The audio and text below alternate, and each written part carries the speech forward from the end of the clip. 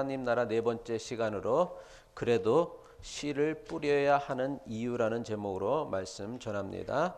그래도 씨를 뿌려야 하는 이유라는 제목으로 말씀드립니다. 사실은 오늘 설교 말씀은 저를 위해서 준비한 말씀이다. 먼저 말씀을 드리고요. 비록 저를 위해 준비한 설교 말씀이지만 지가 하면서 지가 지를 위해서 했다고 하는 게 우스울 수도 있지만 그 말씀에도 여러분들에게도 은혜가 됐으면 좋겠다 생각합니다. 마태복음 13장에는 예수님께서 비유로 말씀하신 7가지의 비유가 나옵니다. 씨 뿌리는 자의 비유, 알곡과 가라지의 비유, 겨자씨의 비유, 누룩의 비유, 밭에 감추인 보화의 비유, 값진 진주의 비유, 그물의 비유, 이렇게 7가지 비유가 나오고 있습니다. 그런데 마태복음 13장에 나오는 이 7가지 비유에는 매우 중요한 공통점이 있습니다. 그게 뭔지 아세요? 이 7가지 비유의 가장 중요한 공통점은 이 7가지 비유가 다 뭐다? 하나님 나라에 관한 비유 말씀이라는 것이에요. 예수님께서는 아주 평범하고 지극히 일상적인 사건으로 비유하셨는데 지극히 평범하고 일상적인 사건으로 비유하셨던 그 7가지 비유가 모두 다 하나님 나라에 관한 비유라는 것입니다. 예수님께서 7가지 비유로 말씀하신 하나님 나라는 예수님께서 공생애를 시작하시며 가장 처음으로 선포한 말씀이고 또 예수님께서 선포하신 복음 중에 복음은 바로 하나님 나라의 복음이에요. 예수님 복음의 핵심은 하나님 나라라는 거예요. 오늘은 마태복음 13장에 나오는 첫 번째 비유인 씨 뿌리는 비유로 알려진 이 말씀을 생각해 보려고 합니다.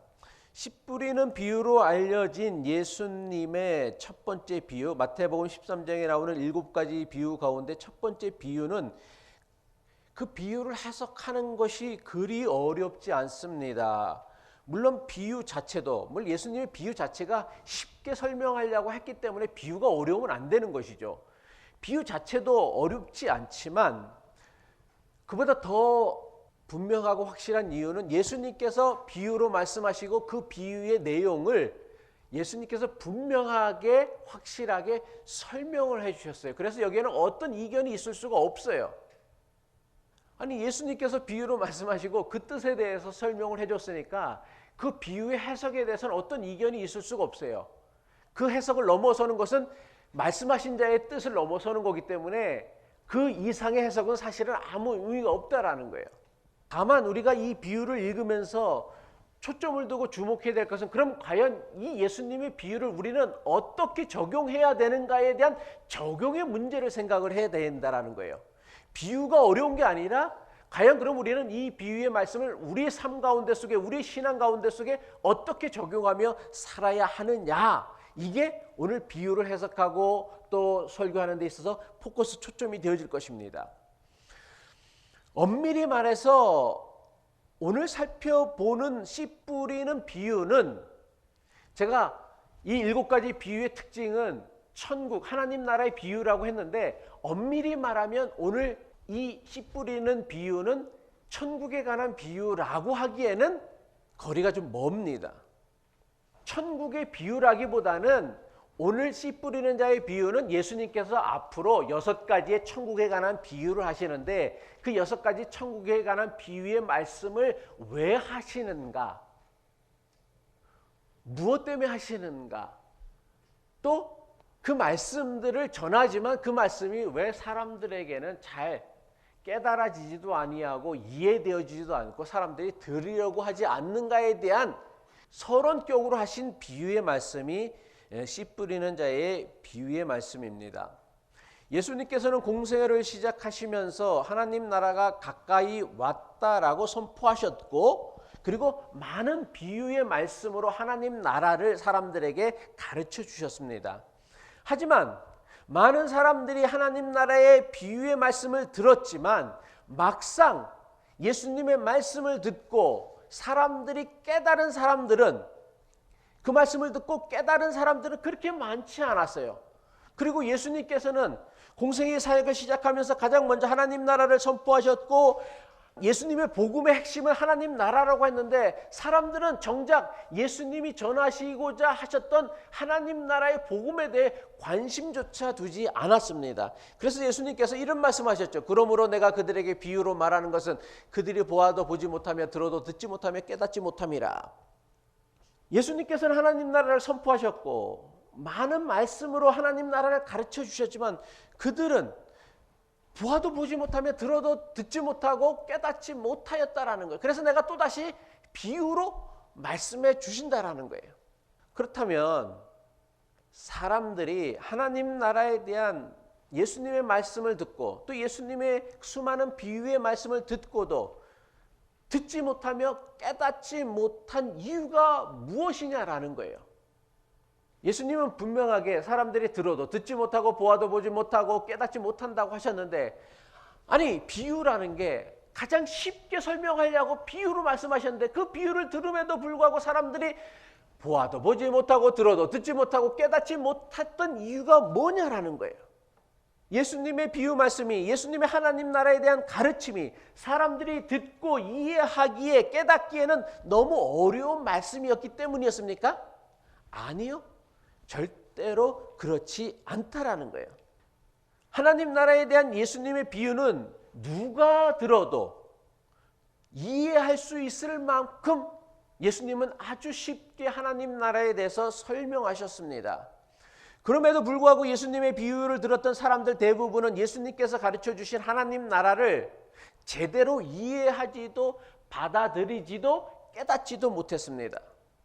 도대체 사람들은 왜 예수님께서 그토록 쉽게 비유로 말씀하셨음에도 불구하고 또 그렇게 자주 하나님 나라에 대해서 말씀하셨음에도 불구하고 예수님께서 가르쳐 주신 하나님 나라에 대하여 깨닫지 못한 이유가 뭐냐라는 거예요. 바로 이 질문에 대한 답으로 주신 비유의 말씀이 바로 오늘 우리가 생각하려고 하는 씨 뿌리는 자의 비유의 말씀입니다. 물론 예수님의 씨 뿌리는 자의 비유는 지금 우리에게도 그대로 적용되어지는 말씀입니다. 예수님께서 이 말씀을 하신 지가 2000년이 지났어요. 근데 2000년이 지났지만 여전히 우리는 똑같은 이유로 예수님의 비유 말씀을 당시 군중들과 똑같은 이유로 이해하지도 들으려고도 깨닫지도 못한다라는 거예요. 그런 거 보면 참 시간이 많이 흐른다고 해서 사람의 생각이나 가치나 어떤 추구하는 삶의 방식이 바뀌는 거 아니에요. 기술만 발전하는 것이지 풍요로워질 뿐이지 사람의 생각이나 가치관, 태도, 삶의 방식들은 참 그렇게 잘 바뀌지 않는 것 같아요. 아니 2000년 전에 해주신 비유의 말씀이 오늘 우리에게 그대로 적용되어진다니까요. 예수님의 씨 뿌리는 비유는 이렇습니다. 뭐 여러분 너무나 다 아는 비유이죠. 어떤 사람이 씨를 뿌립니다. 그런데 이 사람이 씨를 뿌리는 곳이 어디였어요? 어디다 뿌렸어요? 여러분은 씨를 주로 어디다 뿌려요? 텃밭에 뿌리지.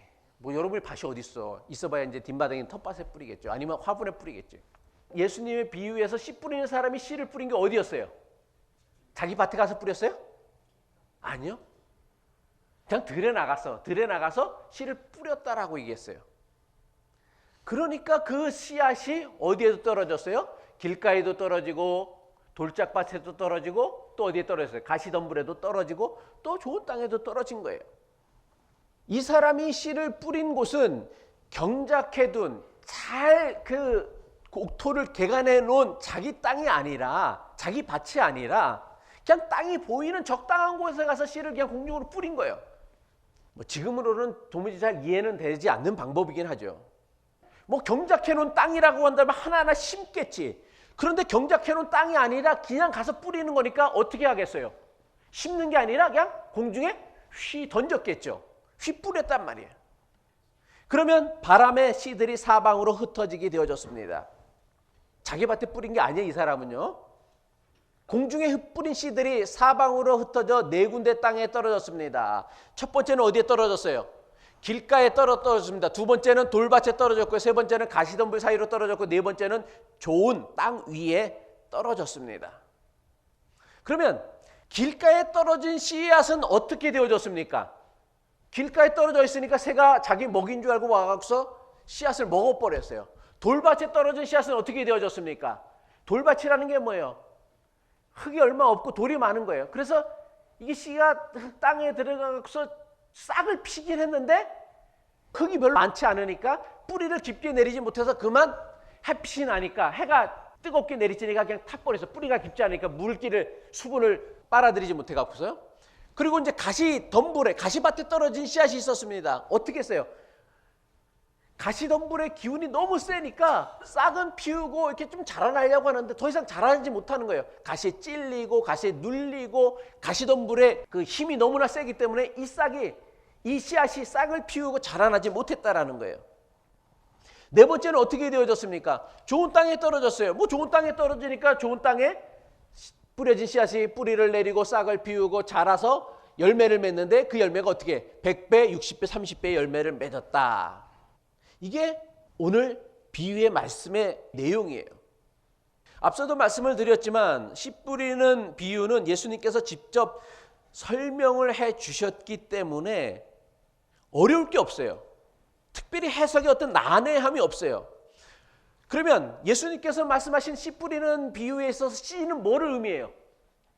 그냥 말씀이라고 안 나와 있다고요. 성경에. 그냥 말씀이라고 안 나와 있고 어떻게 있다고요? 씨가 뭐라고 그랬어요? 그렇죠. 천국 말씀이에요.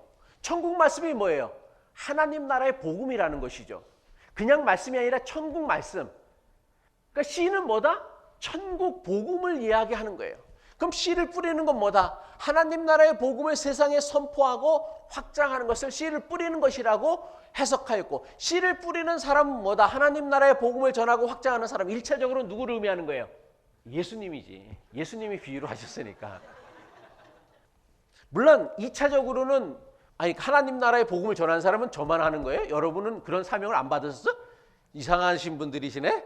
우리 모두는 다 하나님 나라의 복음을 전하는 사명을 부여받은 사람들 아니에요. 그래서 땅끝까지 이르러 내 증인이 되라는 그 하나님의 명령을, 예수 그리스도의 명령을 받은 사람 아니에요. 근데 여기서 우리가 하나님 나라의 복음을 전하고 확장한다는 것에 있어서 주의해야 할 것은, 너무나 많은 교인들이요, 하나님 나라의 복음을 전하는 것을요 단순히 자기 교회 교인 늘리는 전도로 생각을 해요. 이게 하나님 나라를 확장하는 거예요. 자기 교회가 커지면 하나님 나라가 커지는 거래. 그러다 보니까 한국에는 자꾸만 큰 메가 처치들이 자꾸만 늘어나는 거예요. 이미 큰데도 더 늘려야 되는 거, 하나님 나라를 더 확장을 해야 된다는 거. 왜? 하나님 나라는 자기 교회가 커지는 것이 하나님 나라의 확장이라고 여겼기 때문이죠. 하지만 예수님께서 말씀하신 씨를 뿌린다라는 것은 자기 교회의 교인 숫자를 늘리고 교회가 점점 커지는 것이 아니라, 예수님이 말씀하셨던 그 하나님 나라가 뭡니까? 하나님의 뜻을 이루려고 애쓰고 노력하는, 그래서 이 땅에서 하나님의 뜻이 조금이라도 더 실현되어지도록 노력하는 것을 하나님 나라의 복음을 확장하고 전하는 것이다라고 예수님은 분명히 말씀하셨어요. 예수님은 그 어디에도요 더 많은 사람을 끌어모으는 것, 예수님 주변에 더 많은 사람들을 불러 모으는 것이 하나님 나라의 복음을 전하는 거고 확장하는 거라고 얘기는 하지는 않으셨다라는 거예요. 뜻이 하늘에서 이루어진 것처럼 땅에서도 이루어지는 그런 세상을 만들어가는 것을 예수님은 뭐다? 하나님 나라의 확장이고 또 하나님 나라의 복음을 선포하는 것이다라고 말씀하셨단 말이에요. 그렇다면 예수님의 씨 뿌리는 자의 비유는요, 많은 사람들이 오해하는데, 더 많은 씨를 세상에 뿌려서 더 많은 열매를 거두라는 것이 이 메시지, 예수님 비유의 메시지라고 오해를 해요. 근데 예수님의 비유는 그것을 전하려고 가르쳐 주려고 하신 말씀이 아니에요. 예수님의 씨 뿌리는 비유는요, 아무리 선한 의도와 선한 마음을 가지고 하나님 나라의 복음을 전하며 하나님 나라를 만들려고 이 세상에서 애를 쓰고 노력하지만 그게 네가 생각하고 네가 기대한 것처럼 잘 되지 않는다라는 것을 우리에게 경고하시는 말씀이 씨 뿌리는 자의 비유란 말이에요. 제가도 얘기했지만은 예수님이 이 비유를 왜 하셨다고요? 이 질문에 대한 답을 주기 위해 한 거예요. 사람들이 하나님 나라에 대한 예수님의 비유를 듣고도 듣지 못하며 깨닫지 못한 이유가 무엇인가에 대한 답을 주기 위하여 씨 뿌리는 자의 비유를 한 거예요. 예수님께서 공생애 동안 하나님 나라의 복음을 전했지만 결국 예수님의 노력이 어떻게 됐어요? 사람들에게 버림받았죠. 오히려 사람들이 미움을 받았죠. 그래서 사람들은 어떻게 했어요? 예수님을 십자가에 달아 죽이겠단 말이에요. 예수님은 바로 이 질문에 대한 답을 주는 거예요. 왜 이 하나님 나라가 모든 사람들에게 유익하고 모든 사람들이 바라고 원하는 나라임에도 불구하고 왜 그 나라가 사람들에게서 미움을 받고 거절을 받는지에 대한 답을 주시기 위하여 하신 비유의 말씀이라는 거예요. 그렇다면 사람들은 이게 이제 포커스가 어디에 두느냐에 따라서 해석이 정 달라지는 거란 말이에요. 아까도 얘기했지만은 예수님이 씨 뿌린 비유는 씨를 더 많이 뿌려서 더 많은 열매를 거두라는 게 비유의 목적이 아니란 말이에요. 왜 하나님 나라가 이 땅에서 사람들에게 막히고 거절당하고 외면당하는가? 깨닫지 못하고 들어도 들려 하지 아니하고 보아도 보려고 하지 않는가에 대한 설명을 주는 거란 말이에요. 그렇다면 사람들은 왜 천국 말씀을 듣고도 깨닫지 못할까요? 예수님은 그것에 대해서 다음과 같이 말씀을 하셨습니다. 천국 말씀을 듣고도 깨닫지 못하는 첫 번째 이유가 뭐예요? 첫 번째 이유, 어디에 떨어졌다고 했어요? 씨가 길가의 땅에 떨어졌다고 했어요. 마태복음 13장 19절 예수님은 이것을 이렇게 설명을 하셨습니다.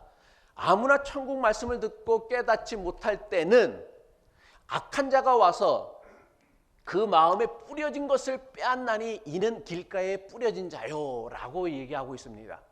천국 말씀을 듣고 깨닫지 못하는 첫 번째 이유는 뭐냐면 악한 자가 와서 그 마음에 뿌려진 하나님 나라의 씨앗을 빼앗아 간다라는 거예요. 너 그거 믿지 말어. 그런 세상은 안 와. 하나님 나라는 죽어서나 가는 거야. 이 땅에서는 절대로 이루어질 수 없는 거야. 바로 그것을 얘기하는 거예요. 악한 자가 누구입니까? 하나님 나라가 이루어지기보다 자신의 더 많은 이익을 위하여 세상 질서와 세상 권세를 지키려 하는 사람들이에요. 누가 세상 나라를 더 유지하고 싶어 할까요?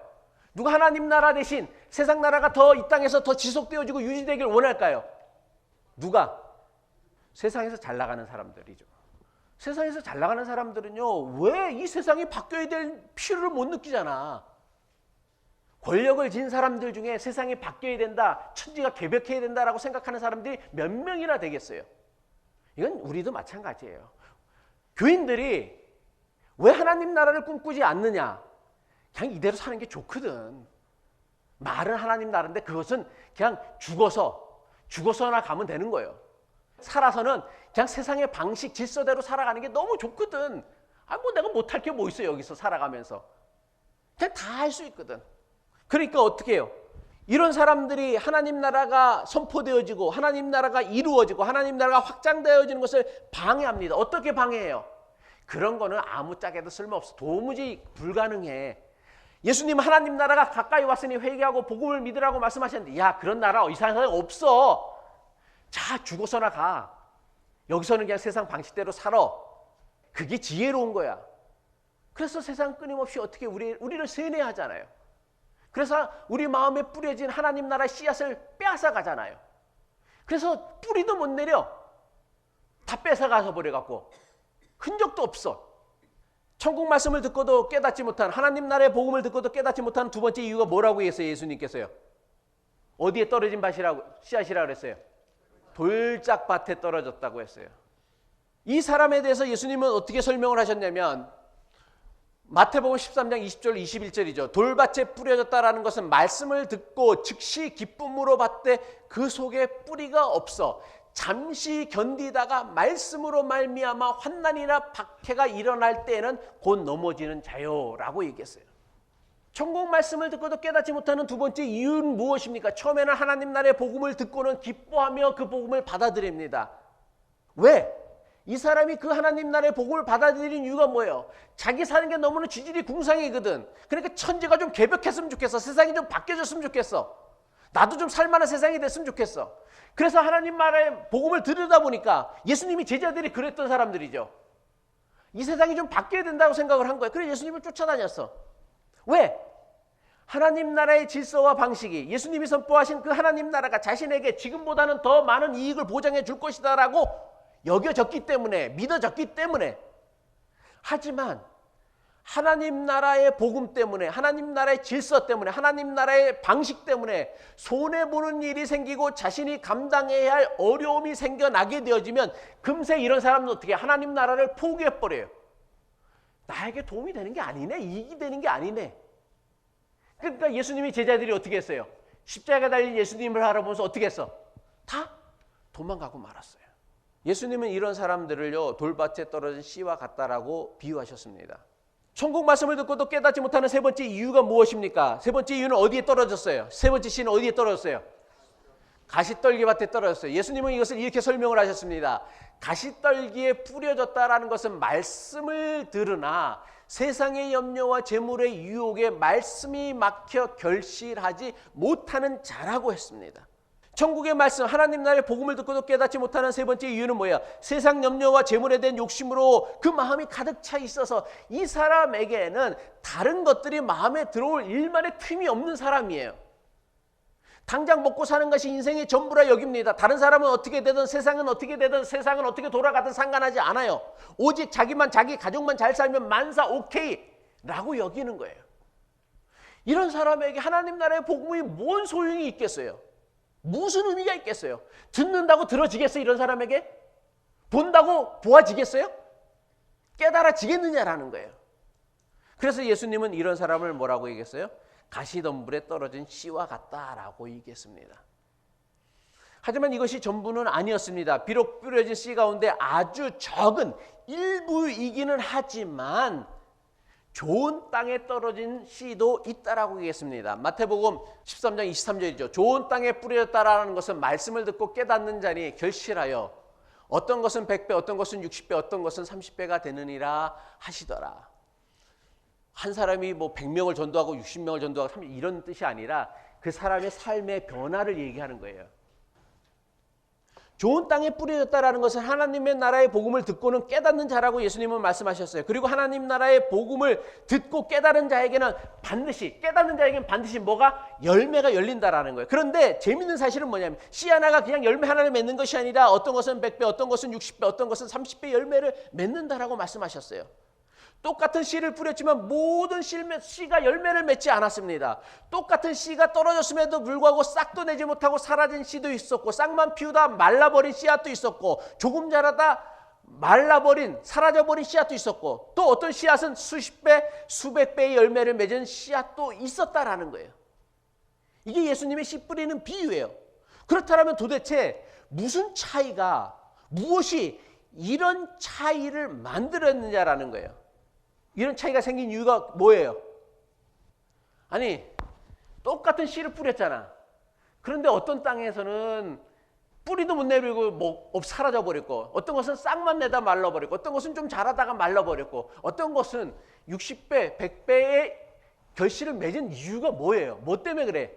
그 씨앗이 떨어진 땅 때문이라는 거예요. 씨를 뿌렸다고 모든 씨가 열매를 맺는 게 아니라는 것을 말씀해 주고 있어요. 어떤 땅에 떨어졌느냐가 열매를 맺느냐 못 맺느냐를 결정한다라는 거예요.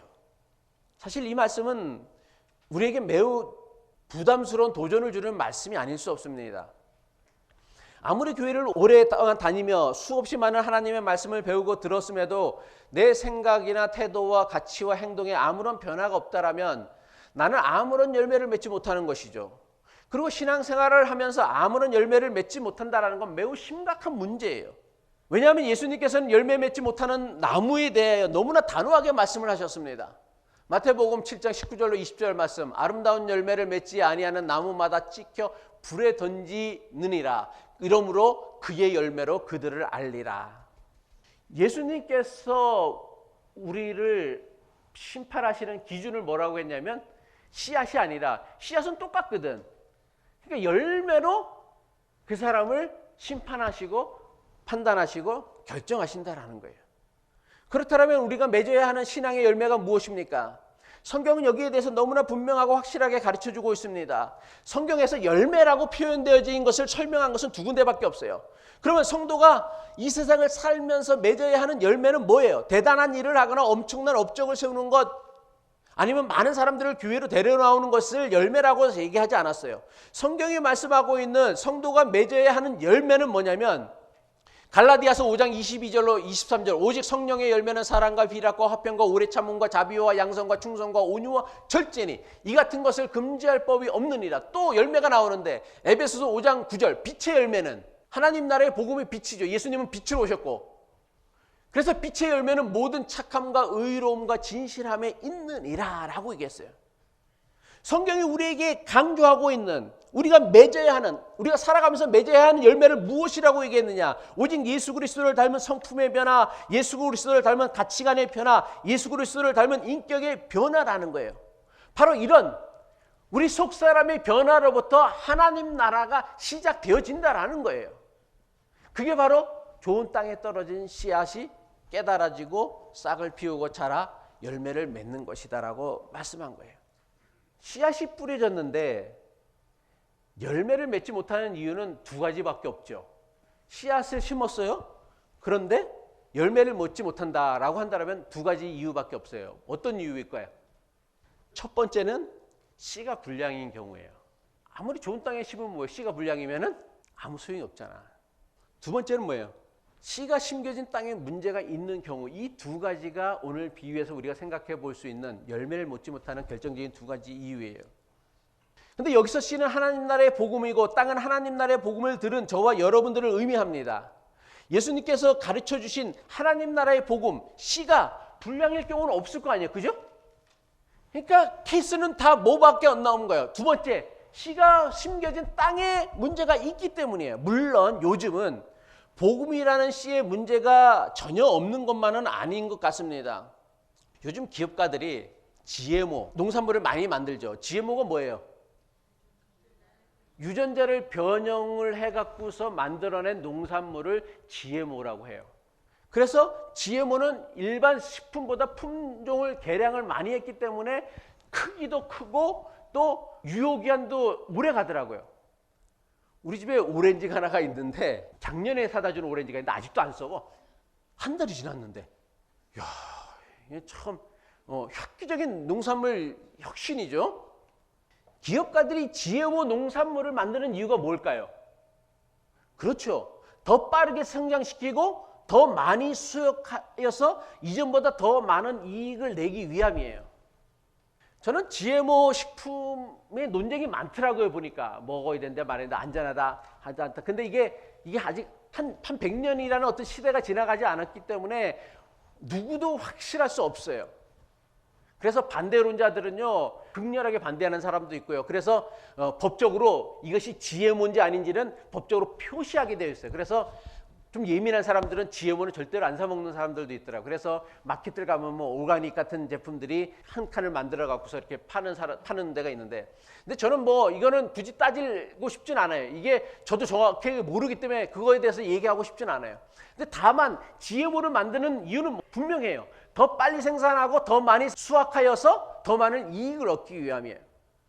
근데 오늘날 교회는 MSG 복음을 떠나가서 이제는 GMO 복음으로 치닫고 있다라고 생각해요. 나 요새 교회에서 설교되는 설교들은 GMO 복음이라고 생각을 해. MSG는 뭐예요? 그냥 거기다가 감미료로 맛을 내는 거란 말이야. 한국교회 교단의 풍토들이 처음에는 MSG 복음에서 복음에다가 좀 양념을 곁들였어. 맛을 좀 넣었어. 쳤어. MSG를 쳐갖고서. 그래서 사람들로 하여금 혹하게 만들었단 말이야. 근데 이거 갖고는 안 돼. 양념 갖고는. 조미료 갖고는 안 돼. 이제는 그래서 아예 품종 개량한 복음을 내놓고 있어요. 왜? 교회의 핵심 목표가 뭐가 되어졌기 때문에. 자기 교회 교인 수를 늘리는 것이 교회의 핵심 목표가 되어졌기 때문에.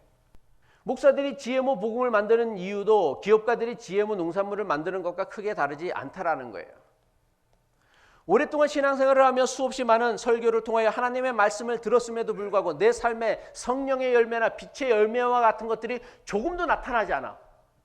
그러면 우리가 먼저 의심해야 될 건 뭔지 알아요? 내게 뿌려진 씨앗이 진짜인지 가짜인지를 먼저 생각을 해야 돼요. 혹시 내게 뿌려진 씨앗이 GMO 복음은 아닌지 생각을 해봐야 된단 말이야. 아니 그렇게 오랫동안 교회를 다니고 신앙생활을 했는데 성령의 열매도 안 나타나고 빛의 열매도 안 나타나고 그것을 사모하는 마음도 없어. 그러면 내게 뿌려진 씨앗이 혹시 GMO 씨앗은 아닌지를 생각해 봐야 돼요. 모양만 씨앗이죠. 생명이 없는 가짜 씨앗은요. 아무리 많이 자주 뿌린다고 해서 거기서 싹이 나고 잎이 나고 열매를 맺지 못해요. 하지만 모든 책임을 씨앗으로만 돌려서는 안 된다는 사실입니다. 예수님의 비유에서 볼 수 있던 것처럼 서로 다른 땅에 뿌려진 씨는 결코 다른 품질이나 다른 종류의 씨가 아니라 똑같은 품질, 똑같은 종류의 씨앗이었습니다. 따라서 예수님의 비유에서 땅에 뿌려진 씨가 열매를 맺지 못했던 결정적 이유는 GMO 복음이 아니라 뿌려진 씨앗에 문제가 있었던 것이 아니라 씨앗이 떨어진 땅에 문제가 있었다라는 거예요. 똑같은 씨를 뿌렸지만 싹을 피우고 꽃을 피우고 열매를 맺는 것은 그 씨가 떨어진 땅이 어디였느냐에 따라 열매를 맺느냐 그렇지 못하느냐를 결정했다라는 거예요.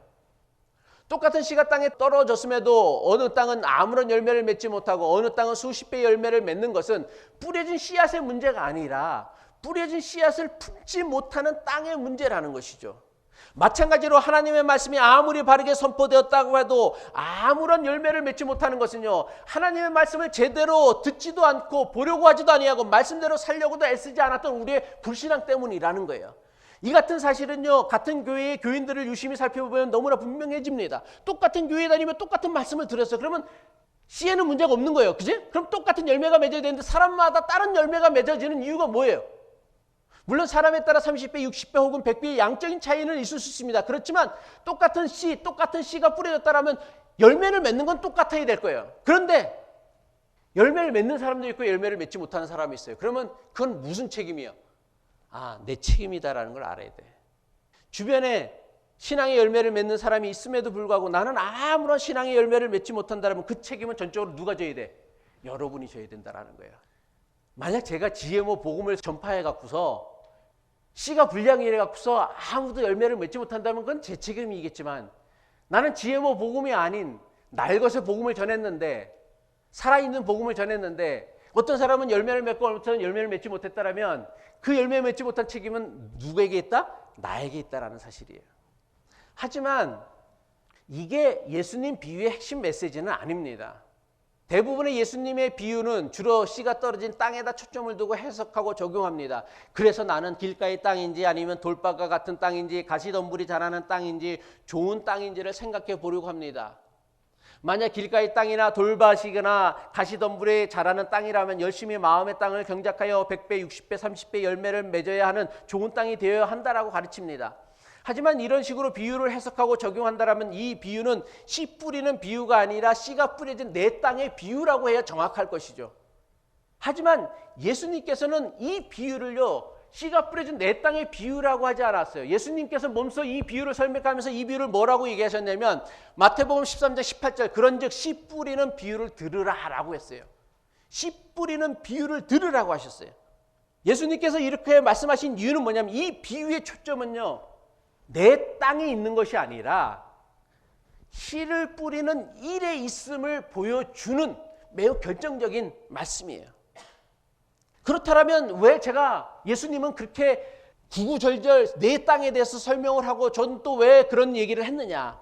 내 땅에 관한 이야기가 우리에게 주는 의미가 뭐예요? 물론 앞서 설명드린 것처럼 천국 말씀을 듣고도 하나님 나라의 복음을 듣고도 열매를 맺지 못하는 자기 자신을 성찰해보라는 의미도 조금은 있어요.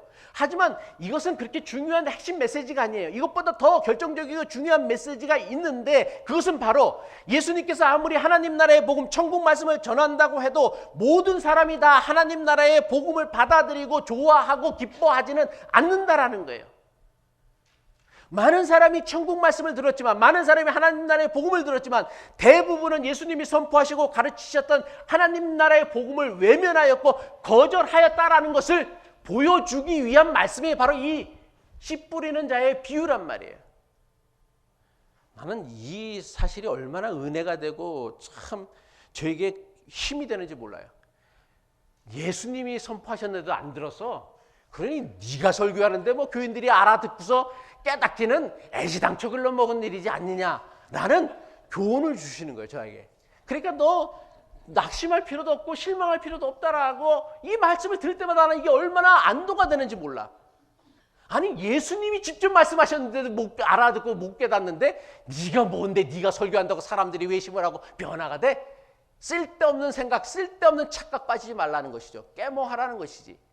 나는 이 비유를 듣을 때마다 이게 그래서 너무 위대해. 아니 도대체 왜 우리 교회는 안 변합니까? 왜 잘하잡니까? 내가 늘 가지는 고민이고 늘 가지는 어떤 문제인데 이 비유를 들 때마다 하나님이 나를 얼마나 위로해 주시는지 몰라. 지금도 마찬가지입니다. 아무리 진리의 말씀, 아무리 하나님 나라의 복음을 날 것으로 전한다고 해도 모든 사람들이 그것을 좋아하거나 받아들이지 않습니다. 오히려 좋아하고 받아들이는 사람보다 외면하고 거절하는 경우가 훨씬 더 많습니다. 전도를요 한 번이라도 해본 사람은요 너무나 쉽게 경험할 수 있어요. 여러분이 가서 전도하면요 다 그 얘기를 듣고 야 정말 너 나한테 진리의 말씀, 생명의 말씀, 좋은 소식을 전해줬구나. 내가 다음부터 예수님을 믿어야 되겠다라고 한 사람이 한 명이라도 있어요? 없어요. 야 무슨 쓸데없는 소리냐 이 개독교 같은 일이라고.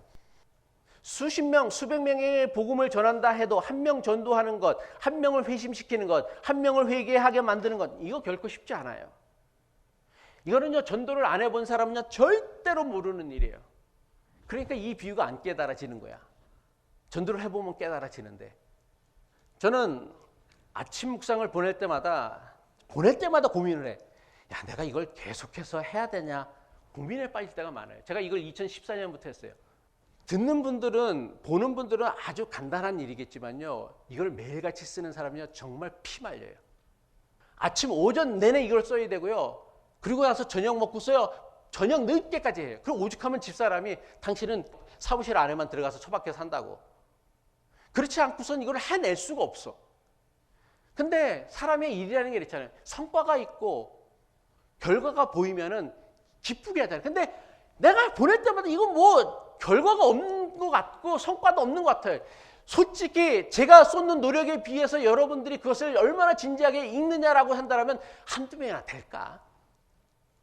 과연 몇 명이나 진지하게 읽고 묵상할까 생각하면요. 도대체 이렇게 하는 것이 우리 교회나 제 목회에 무슨 소용이 있나 싶을 때가 한두 번이 아니에요. 그래서 제가 차라리 이 정성과 노력으로 아침마다 교인들에게 카톡 보내고 안부 전화하고 신방하는 게 제 목회로서는 가성비가 훨씬 더 뛰어난 일이 아닌가라는 생각도 해요. 아니 뭐 하다못해 카톡이라도 보내고 안부 전화를 하면 목사님 고맙다라고 얘기하지. 이거는 뭐 1년을 했는데 고맙다는 얘기를 하는 사람이 딱 한 명밖에 없네. 6년을 했는데도 매년 한 명밖에 없어. 어떻게 고맙다는 인사를 받자라는 게 아니에요. 그러니까 가성비가 제 스스로 생각하기 야 참 가성비가 떨어진다. 내가 만약에 이 노력과 정성으로 교인들에게 전화를 하고 신방을 다니고 카톡을 보내고 개인적으로 그렇게 했으면 교인들이 나를 얼마나 좋아할 거야. 목사님이 자상하시고 인자하시고 관심이 많으시고. 요즘은 이제 유튜브로 해요. 시간이 더 늘어나서 사실은요. 근데 저희 어머니가 이제 지난주에 제가 매주 일주일에 한 번씩 통화를 하는데 어머니가 이제 아침 묵상을 들으시고 설교를 들으시면 야, 이 목사 잘 들었어. 그런데 그러면서 한마디를 뭐라고 하시냐면 이 목사 그렇게 설교하면은 교회는 절대로 성장하지 않아. 하면서 한 걱정을 늘어놓으시는 거예요. 그렇게 설교해갖고 교회가 늘어나겠어? 교인들이 좋아하겠어? 좀 뭐 신비스러운 얘기도 하고 신비주의도 좀 가고 좀 뭔가 좀 놀라운 그 간증거리도 해야 되는데 그런 거 다 외면해 버리고서 너같이 하면은 야 나라도 안 가겠다. 실제로 우리 교회가 양적으로 성장하지 못하는 가장 중요한 원인은 제가 생각하기에 제 설교와 아침 묵상에 있다라고 저는 생각합니다. 들을 때마다 고민이 되고요. 들을 때마다 지금까지 자신의 믿음과 충돌하는 설교나 아침 묵상을요. 아침마다 듣는 것 또 주일날 모일 때마다 듣는 게 결코 쉬운 일은 아닐 것이라 생각합니다. 근데 그렇다고 제가 가오가 있지 지혜모 복음을 만들 수는 없다는 생각을 참 많이 해요. 제 자존심이 제 양심이 허락하지 않아요. 하나님 나라를 위하여 씨를 뿌리는 것이요 당장 보기에는 아무런 소용도 없는 것처럼 느껴질 때가 참 많이 있습니다. 좋은 소리 듣기보다 요거도 먹을 때가 많아요. 제가 요번에는 이제 유튜브로 하면서 목사님들에게도 많이 보내요. 목사님들이 좋아하실 것 같아요. 이 얘기 듣고요. 네? 여러분은 어떻게 생각해요? 교인들 드시는데 목사는 얼마나 싫어하겠어요? 좋은 얘기 하나도 못 들어요. 그럼에도 불구하고 일을 하는 이유는 뭐냐면 문제 제기는 해야 되지 않겠느냐. 좀 반항이라도 해봐야 되지 않겠느냐. 저항이라도 좀 해봐야 되지 않겠느냐라는 생각에 하는 거예요. 예수님의 비유에서 우리가 분명하게 깨달아야 하는 사실이 있습니다. 뿌린 씨앗 대부분이 열매 맺지 못하는 땅에 떨어졌습니다. 하지만 비록 아주 적은 일부분이지만 좋은 땅에 뿌려진 씨도 분명히 있었다라는 거예요. 만약 예수님의 비유가 다 나쁜 땅, 길가의 땅, 가시덤불, 또 돌짝밭에 떨어져서 아무런 열매도 못했다라면 아마 그 일을 중단해야 됐을 거예요. 근데 예수님의 비유는 뭐예요? 그 씨들 중에 하나는 아주 적은 씨지만 좋은 땅에 떨어졌는데 그 좋은 땅에 떨어진 씨는 어떻게 된다? 30배, 60배, 100배의 결실을 맺는다라는 거예요. 이건 여러분에게 또 저에게 아주 중요한 영적인 도전이 되어져야 되는 예수님의 말씀이에요. 포기하기에는 이르다는 거예요. 그리고 우리의 눈에는요, 나쁜 땅에 떨어진 씨앗들이 훨씬 더 많아. 다 안 되는 것 같아 보이지만, 근데 그래서 우리 교회가 우리 어머니 말대로 벌써 망해야 돼. 근데 안 망하고 있잖아. 그래도요, 그죠? 안 망하고 있잖아. 그런 거 보면은 아, 여러분들도 좋은 땅이구나, 좋은 씨를 품어서 그걸 열매 맺는 분이구나 라는 제가 소망을 가진다라는 거예요. 이렇게 좋은 얘기를 해줘도 아멘을 안 해. 네. 그런데 여기에는요, 반드시 주의해야 할 것이 있습니다. 그게 뭐냐면 아까도 얘기했지만은 비유에 등장하는 씨를 뿌리는 사람이 씨를 뿌릴 때에 좋은 땅, 나쁜 땅을 미리 구별하여서 자기 생각에 아, 여기는 좋은 땅이니까 여기에만 씨를 뿌려야 하지 하면서 씨를 뿌렸다는 게 아니에요. 또는 자기는 좋은 땅에만 씨를 뿌리려고 했는데 실수로 몇 가지 씨가 나쁜 땅에 잘못 떨어진 게 아니에요. 씨를 뿌리는 사람은 자신이 가진 씨를요, 공중으로 흩뿌려 사방으로 흩어지겠어요. 무슨 얘기예요? 좋은 땅이든 나쁜 땅이든 상관없이 사방으로 흩어져 씨를 뿌렸다라는 거예요. 이건 우리에게 주는 매우 중요한 영적 도전입니다. 하나님 나라의 복음을 전하는 사람, 하나님 나라를 확장하는 사람은, 하나님 나라의 복음을 전하는 사람은요, 자신이 가진 기준으로 사람들을 함부로 선별하여 판단하지 말아야 한다라는 거예요. 예수님의 비유는요, 대상자를 우리가 함부로 선별하여 전하는 게 아니다라는 거예요. 내가 생각하기에 저 사람은 말씀을 전할 만한 사람이구나. 아, 저 인간은 내가 말씀을 전해도 아무런 소용이 없는 일이구나. 함부로 구별하는 것은요, 결코 하나님의 말씀을 전하고 하나님 나라를 확장하는 사람의 바른 자세나 태도가 아니다라는 거예요. 내가 가진 선입관으로 말씀을 전할 사람과 말씀을 전하지 않을 사람을 선별하고 결정하는 것은요, 매우 심각한 교만이에요. 우리는 누가 길가의 땅인지, 누가 자갈밭 같은지, 누가 가시덤불 같은지, 누가 좋은 땅인지를 알 수 없어요. 저도 몰라요. 집사님은 길가야, 집사님은 돌짝밭이야, 집사님은 가시덤불이야, 집사님은 좋은 땅이야. 제가 판단할 수 없어요. 사람은 그걸 판단할 수 없어요. 하나님은요, 결코 우리에게 그 사람이 좋고 나쁨을 판단하거나 심판할 능력이나 권한을 주지 않았어요. 내가 생각하기에는 하나님의 말씀을 전혀 받아들이지 않을 것 같지만 예상외로 누구보다 더 진지하게 하나님의 말씀을 받아들이는 사람이 있어요. 첫인상과 같은 선입관이나 편견으로 사람을 함부로 판단하고 함부로 결정하는 건 매우 위험한 하나님의 주권에 도전하는 일이라는 거예요. 우리는 정말 사람에 대해서 모른다는 걸 인정을 해야 된다는 거예요. 따라서 우리는 누구에게든지 최선을 다하여 하나님 나라의 복음을 전해야 한다는 거예요. 저도 가끔 생각을 하죠. 아, 누가 오면은 저분이 내 설교에 잘 맞을까 판단을 하는데 그 판단이 사실 안 맞을 때가 거의 대부분이에요. 나같이 영안이 뛴 사람도 못 판단하는데 여러분들은 뭘 함부로 사람을 판단하고 그래. 나도 안 되는데, 나도 맨날 저 헛다리 짚는데 여러분이 뭘 대단하다고 저 사람은 되고 저 사람은 안 되고 그걸 뭘 얘기를 하고 다니냔 말이에요. 도대체 우리가 좋은 땅인지 아닌지를 확인할 수 있는 유일한 길은 뭐예요? 그 사람의 열매를 보아 알 수 있는 거예요. 따라서 우리는 누구에게든 어느 사람에게든 최선을 다하여 하나님 나라의 복음을 전하고 누구에게든 최선을 다하여 사랑으로 대하고 누구에게나 최선을 다하여 친절하게 대하는 것이 우리가 해야 되는 유일한 사명이에요.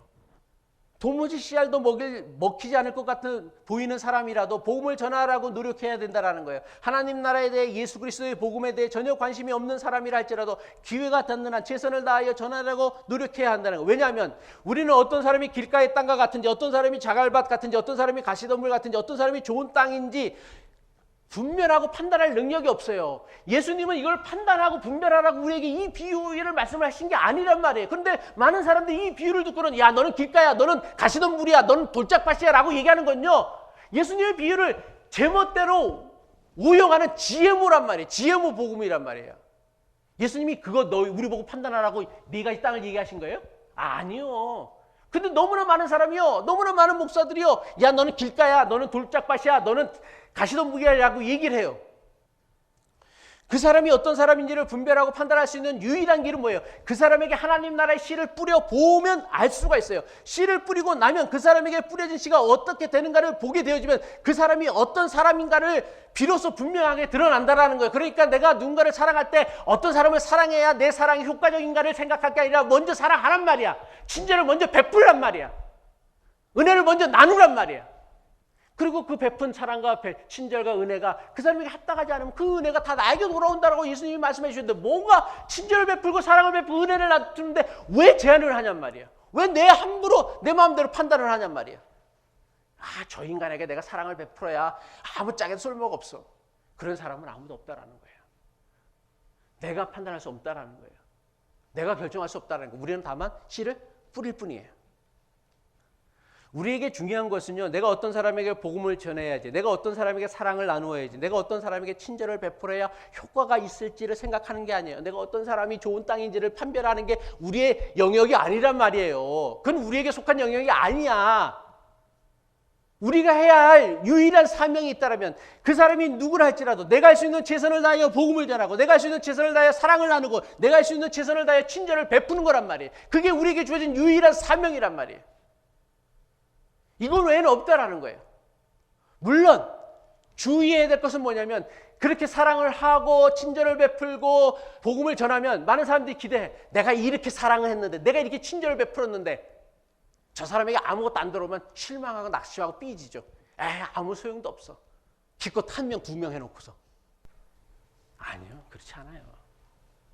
쉬지 않고 뿌리면, 포기하지 않고 나누면, 포기하지 않고 친절을 베풀면 어느 순간 누군가에게 그 친절이 열매를 맺고요, 그 사랑이 열매를 맺고요, 그 복음이 결실을 맺어서 30배, 60배, 100배가 된다는 것이 씨 뿌린 자의 비유의 핵심 메시지란 말이에요.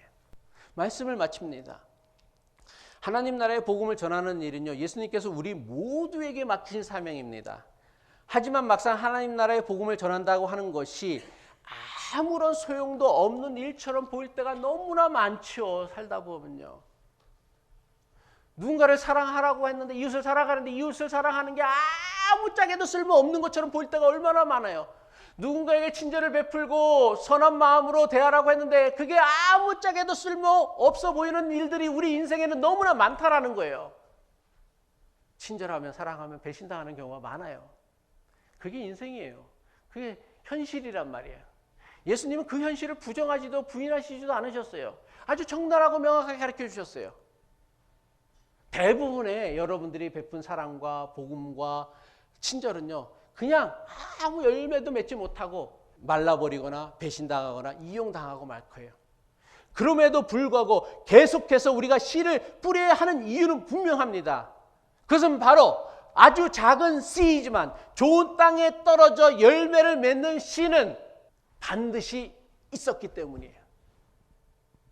당장 눈에 보이지 않는 열매가 없다가 할지라도 중간에 포기하지 말아야 합니다. 끝까지 맡은 바 사명을 계속하는 것, 이게 중요하다라는 거예요. 그래서 예수님께서는 우리에게 뭐라고 말씀하셨어요?